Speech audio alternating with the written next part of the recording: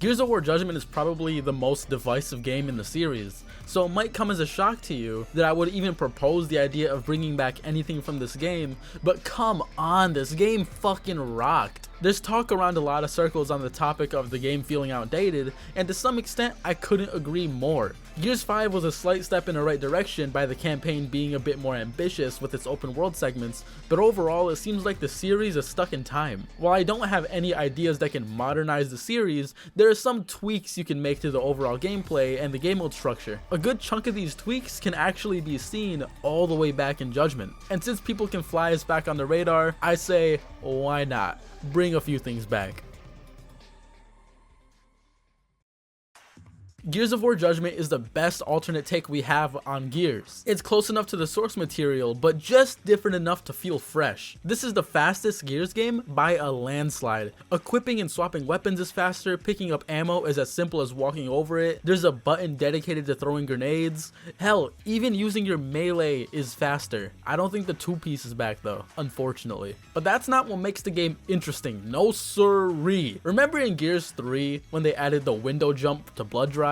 Yeah, Judgment has that, like times a billion. The maps are layered specifically for deep vaulting. It's only really in this game and nowhere else aside from a few notable locations like the aforementioned blood drive window, and now that I think about it, Training Grounds has a ton of this actually. That's good.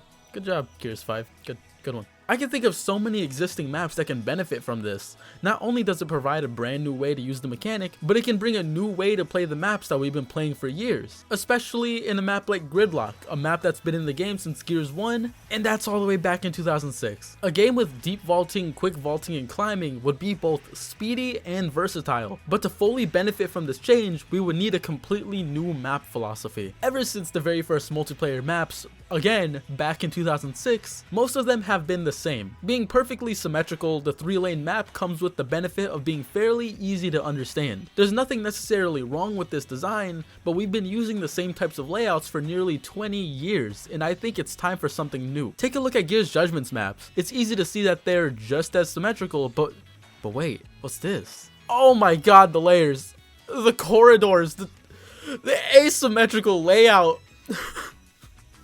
This is so peak. These are the maps we need. And also stop trying to take away flanks, dude. I noticed it. Okay, look. Gears 4 had Forge and Forge Blitz. While the original had a few flank areas that were pivotal, the DLC took them away.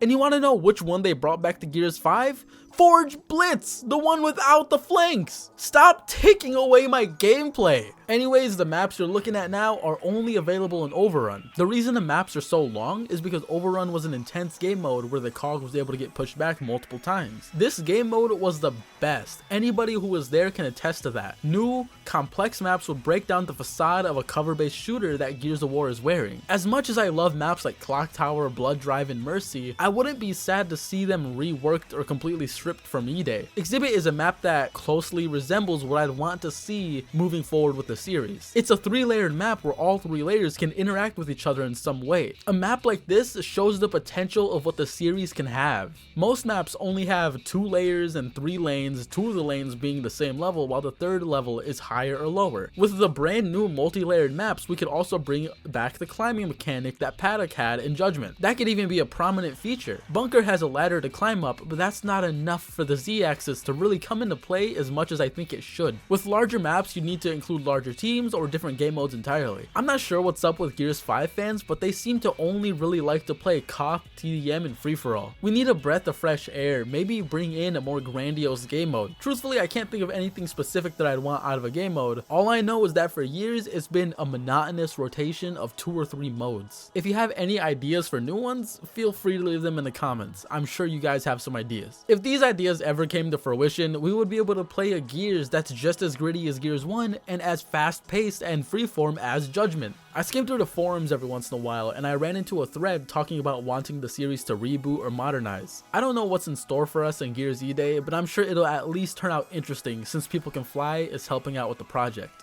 Let's hope for the best.